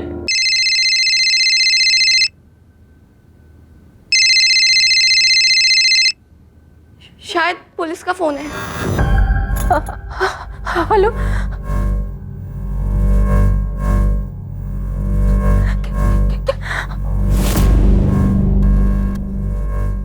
माँ, क्या हुआ माँ? बोलो माँ। सरला, क्या कह रही थी पुलिस? कंकाल हितेश का ही है। कंकाल की आइडेंटिटी के खुलासे ने केस को पलट कर रख दिया था। जहां शुरुआत में हितेश सोलंकी और धर्मेश वाघेला मर्डर के जुर्म में मुख्य संदिग्ध थे, वहीं अब दोनों पीड़ित करार हो चुके थे। कंकाल हितेश का था, यह तो साबित हो चुका था, लेकिन क्या सच में धर्मेश की मौत भी एक्सीडेंट की आड़ में एक मर्डर था? आखिर 2 साल पहले ऐसा क्या हुआ था? इन 2 सालों में धर्मेश कहां था? और सबसे ज्यादा जरूरी सवाल ये कि इन दोनों की हत्या की साजिश के पीछे कौन था?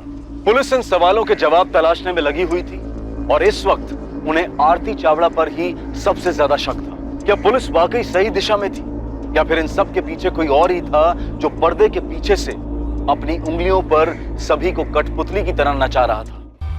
सर, आरती अपने घर से निकल चुकी। हमारी कांस्टेबल लगी है उसके पीछे। आरती को उठा लेते हैं सर। नहीं सुनिए, ये आरती कोई बड़ा गेम खेल रही, खेलने दो इसे, लेकिन आंख नाक कान मुंह सब खुले रखो। ये आरती कोई ना कोई गलती जरूर करे।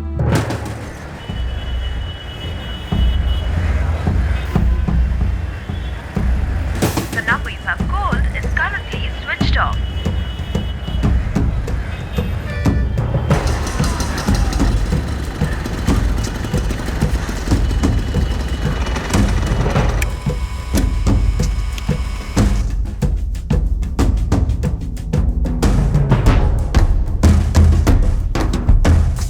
આપે જે નંબર ડાયલ કર્યો છે તે પહોંચની બહાર છે।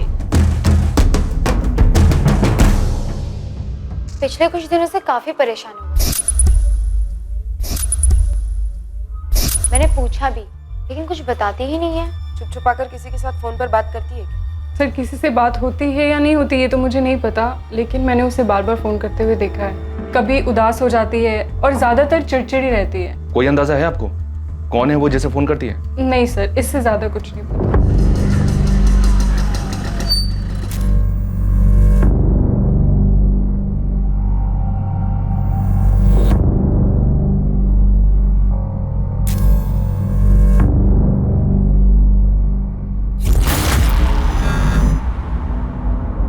लेकिन ऐसा कैसे होने दिया तुमने? वो गायब कैसे हो गई? बहुत ही चालाक औरत है ये आरती। पता नहीं उसे कैसे शक हो गया कि मैं उसका पीछा कर रही थी। मैडम टेंशन मत लो, फिर भी मैंने उसका पीछा किया है। ज्यादा दूर नहीं गई है वो, यही एक रेस्टोरेंट के अंदर बैठी है मैडम। सर, आरती के कॉल रिकॉर्ड से नंबर मिला है। पिछले 6 महीने में आरती के इस नंबर पे बहुत बातें हुई थी। नंबर के बारे में पता किया तो पता चला ये तो आरती के नाम पे रजिस्टर्ड है। आरती के नाम? सुनील, ऐसा कौन हो सकता है जिसे आरती खुद के नाम पर लिया हो सिम देगी? उसका बॉयफ्रेंड धर्मेश? पक्का हो सकता है सर। सर, कांस्टेबल सपना का फोन आया था। उसने आरती को किसी आदमी के साथ एक रेस्टोरेंट में देखा। एक लड़का था सर, काफी लंबी बात हुई। आरती उस पर चिल्ला रही थी। वो पैकेट जो एटीएम के बाहर सपना ने देखा था आरती के हाथ में, वो आरती ने उसे दिया और फिर आरती निकल गई वहां से। कौन था वो? वो तो पता नहीं चला सर। सपना ठीक से शक्ल नहीं देख पाई। वो पीछे से रेस्टोरेंट के किचन डोर से बाहर निकल गया। ये वही आदमी है सर जिसे आरती ने धर्मेश को मारने के लिए हायर किया था। मुझे भी ऐसा ही लगता है सर। शायद आरती उसे मर्डर का पेमेंट दे रही थी, या फिर वो आदमी आरती को ब्लैकमेल कर रहा होगा, इसलिए आरती गुस्से में थी और परेशान भी। पैसे जो देने पड़ रहे थे उसे। और देर नहीं करते सर, आरती को उठा लेते। ज्यादा मेहनत भी नहीं करनी पड़ेगी। 2 थप्पड़ देंगे, तोते की तरह सब उगल देगी। ठीक, आओ सर।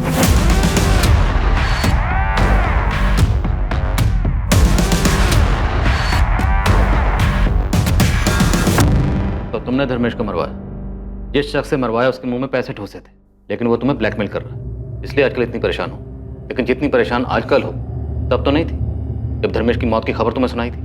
गर्लफ्रेंड थी, दोनों के बीच में प्यार मोहब्बत था, फिर भी धर्मेश की मौत की खबर सुनकर तुम हैरान जरूर हो, लेकिन तकलीफ नहीं। तुम्हें आइडिया है कि क्या हुआ होगा? तुमने और धर्मेश ने मिलकर हितेश को मार डाला, लेकिन जब हितेश का कंकाल मिला धर्मेश घबरा गया, डर गया और सरेंडर करने की बात करने लगा। अब तुम्हें लगा कि अगर धर्मेश ने सरेंडर कर दिया, उसने अपना जुर्म कबूल कर लिया, तो तुम भी लपेटे में आओगे, इसलिए तुमने धर्मेश को मरवा डाला। बोलो, तुमने और धर्मेश ने मिलकर हितेश को क्यों मारा? तुम्हारे धर्मेश और हितेश के बीच में क्या हुआ था? अपने आप मुंह खोलेगी या जबरदस्ती करनी पड़ेगी? बोल, धर्मेश को कैसे और क्यों मारा?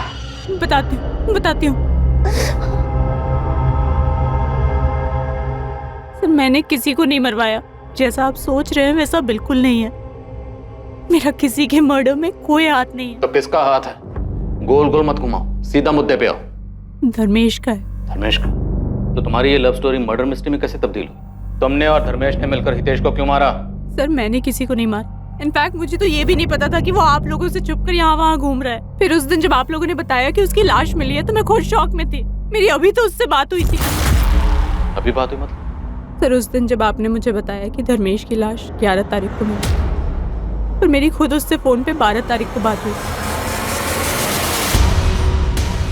धर्मेश जिंदा है तो वो कौन था जिसकी बॉडी नासिक में मिली? तुमने और धर्मेश ने मिलकर किसे मारा? सर, मैंने किसी को नहीं मारा। किसने मारा? सर, मैंने किसी को नहीं मारा। मुझे तो खुद समझ नहीं आ रहा है कि ये सब क्या हो गया है।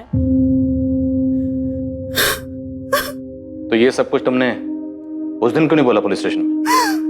क्योंकि प्यार करती हूँ मैं उससे। मैं खुद पूछना चाहती थी, उसके मुंह से सुनना चाहती थी कि उसने आखिर किया क्या है। उस दिन यहाँ से निकलने के बाद मैं उसका फोन ट्राई कर रही थी, लेकिन उसका फोन बंद आ रहा था। इसी बात की तसल्ली करने के लिए मैं उसके अंतिम संस्कार में भी गई। आखिर वो बॉडी है किसकी? धर्मेश की तो नहीं है। कल सडनली उसका मुझे फोन आया तो मैंने उसे मिलने के लिए कहा। पैसे लाई हो? हाँ, लाई हूँ। और हितेश कहाँ है? कुछ बोल क्यों नहीं रहे हो? कहाँ है हितेश? और वो कंकाल किसका था? कुछ तो बोलो। पुलिस मुझे परेशान कर रही है। मैंने भरोसा किया है तुम्हारा, प्यार करती हूँ तुमसे। क्या किया है तुमने? प्लीज बताओ। बहुत बड़ी गलती हो गई। कैसे बताओ? मैंने हितेश को मार दिया। वो कंकाल भी हितेश का है।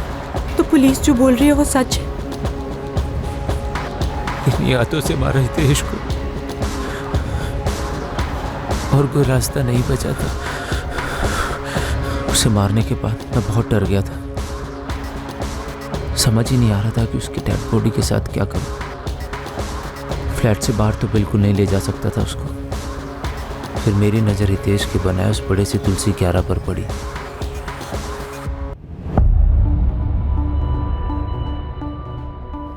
मैंने इंटरनेट पर ढूंढना शुरू किया कि डेड बॉडी को जल्दी से जल्दी डिकम्पोज कैसे किया जा सकता है। वहाँ से मुझे नमक के बारे में पता चला।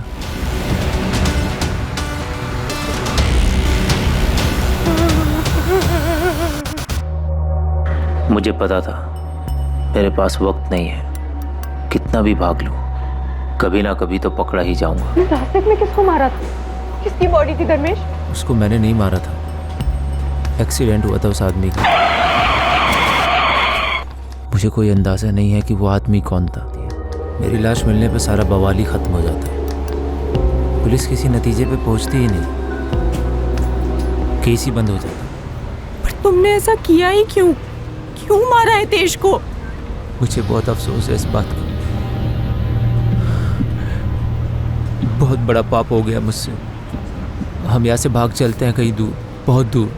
मैं जानता हूँ मुझसे जो हुआ है उसे भुलाना बिल्कुल भी आसान नहीं। पर तुम सच में मुझको एक मौका दो। मैं सच में तुमसे बहुत प्यार करता हूँ।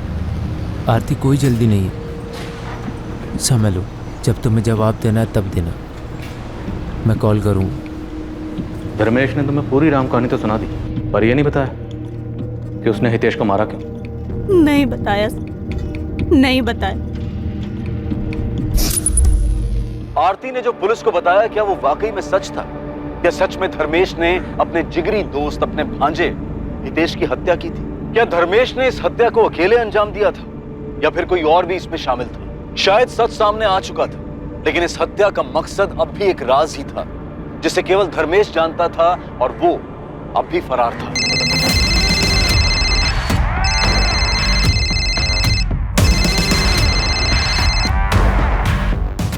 हेलो,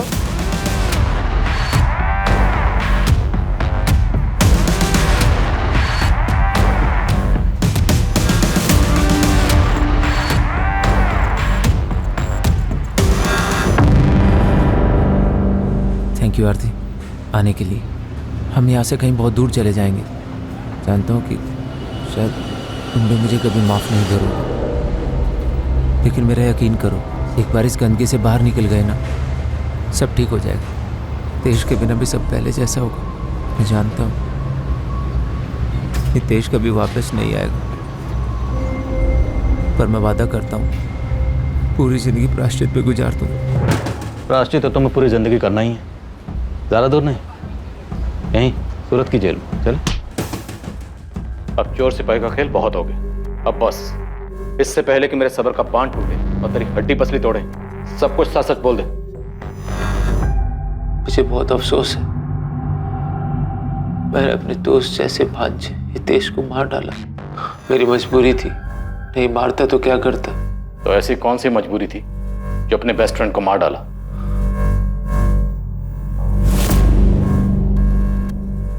शुरू से ही हितेश आरती के साथ मजाक करने लगा था, तब मुझे कोई तकलीफ नहीं हुई। फिर धीरे धीरे मैंने देखा कि आरती ने भी हितेश में इंटरेस्ट लेना शुरू कर दिया। मैंने फिर भी कोई सवाल नहीं किया, लेकिन उनके बीच की करीबी खुल के सामने आने लगी थी।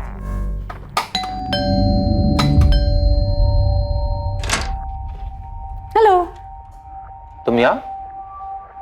बताया नहीं तुम यहाँ आने वाली थी।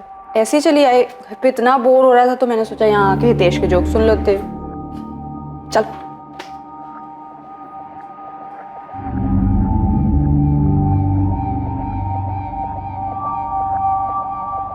वो पहली बार था जब शक ने मेरे मन में घर किया। उसके बाद आरती घर आने लगी थी मेरी गैर मौजूदगी में। मुझे उनके बीच की नजदीकियां साफ साफ दिखाई देने लगी थी। तेज भी बदल गया था। तेरा फोन देना, मेरे फोन की बैटरी खत्म हो गई। अरे फोन में लॉक लगा दी, ऐसा क्या है भाई जो छिपा रहा है? अरे नहीं मामू, वो तो बस ऐसे ही। मैंने सोचा फोन में फंक्शन है तो क्यों छोड़ूं, यूज कर लेता हूँ। उससे पहले हितेश ने कभी भी अपना फोन लॉक नहीं किया था, और हमें एक दूसरे के सारे पासवर्ड भी पता थे, लेकिन उसने हर चीज पर पासवर्ड लगा दिया था, जिससे मेरा शक और गहरा हो गया। अचानक मेरे दिमाग में वो सब आने लगा। उन दोनों ने मेरे पीठ पीछे क्या गुल खिलाया होगा। मुझे रात को नींद नहीं आती थी। मेरे अंदर गुस्सा भर गया था, नफरत हो गई थी मुझे हितेश से। उसने आरती पे बुरी नजर डाल के दोस्ती का बहुत बड़ा इम्तिहान लिया। हम दोनों के बीच में भाईचारा भी खत्म हो गया था। तो तुमने कौन सा रिश्ता निभाया? मामा होकर सगे भांजे को मार डाला? हाँ, ये सब मैंने जुलाई 2017 में प्लान किया। मैंने हितेश को बोला कि रमन को जाके बोले कि घर खाली करना है, और उसी दौरान मैंने अपने ऑफिस में भी रेजिग्नेशन दे दिया। उसके बाद मैंने हितेश को मार दिया, और उसकी बॉडी को 2 महीने दफनाने के बाद तक मैं वहीं रुका, ये देखने के लिए कि कोई स्मेल तो नहीं आ रही। और इसी दौरान मैंने ये भ्रम फैलाया कि हितेश जिंदा है, किसी को कोई शक ना हो। उसके फोन से उसके पेरेंट्स के साथ मैसेज पे बात करता रहा। उसके बॉस को भी मैसेज मैंने किया। तो हितेश को मारकर आरती तुम्हें वापस मिल गई? मेरी सबसे बड़ी भूल थी, दोनों के बीच में कुछ नहीं था। हमें तो ये पता है, लेकिन तुम्हें कब यकीन हुआ कि उन दोनों के बीच में वाकई कुछ नहीं था? हितेश की मौत के काफी दिनों के बाद मैं आरती से मिला। उसने हितेश को लेकर कुछ ज्यादा सवाल नहीं किए, मुझे लेकर परेशान थी और उसे मुझ पर भरोसा भी हो गया था। तब मुझे यकीन हुआ उससे बहुत बड़ी भूल हो गई। भूल नहीं, तुमने मर्डर किया। महज शक की बुनियाद पर तुमने किसी की जान ले ली। तुम कह रहे हो तुमसे भूल हो गई, और मुझे पूरा यकीन है कि तुम्हें सख्त से सख्त सजा देने में कानून कोई भूल नहीं करेगा।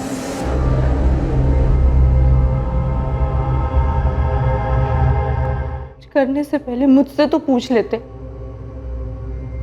हितेश छोटे भाई जैसा था मेरे, तुम्हारे छोटे भाई जैसा था। आरती मैंने बस करो धर्मेश, सुनने को कुछ नहीं छोड़ा तुमने। प्यार भरोसा सब बर्बाद कर दिया। पूछती रही, तुमने कभी नहीं बताया। अब तुम्हें क्या लगता है ये सब कुछ होने के बाद मैं तुम्हारा साथ दूंगी?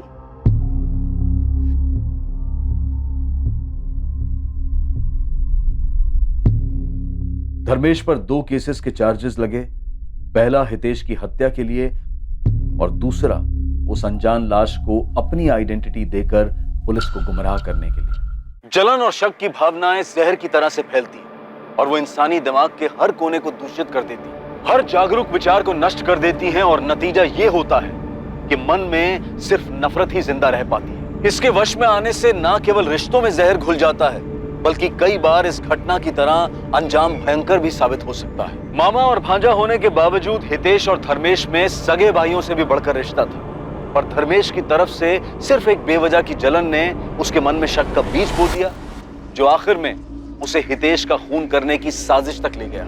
आरती और हितेश से बातचीत करके चीजों को स्पष्ट करने या अपने रिश्ते पर भरोसा करने की बजाय उसने जलन और बदले का आसान रास्ता चुना। अक्सर जुनून में आकर किए गए गुनाह हत्या करने की अहम वजहों में से एक, और ये ज्यादातर पल भर की नफरत का नतीजा होता है। इन हालात में हमें रुककर सुलझे दिमाग से सोचना चाहिए और परिस्थितियों का हल निकालने की कोशिश करनी चाहिए। हो सकता है कि सिर्फ संयम बरतने से ही आपराधिक घटनाओं की दर में काफी ज्यादा कमी आ जाए। अब मैं अनूप सोनी आपसे विदा लेता हूं, और हमेशा याद रखें, क्राइम और आपके बीच में सिर्फ इतना फर्क है कि आप कितने सतर्क हैं। सतर्क रहें, सुरक्षित रहें। जय हिंद। इस तरह के और भी एपिसोड देखने के लिए हमारे चैनल को सब्सक्राइब करें और बेल आइकन दबाना ना भूलें।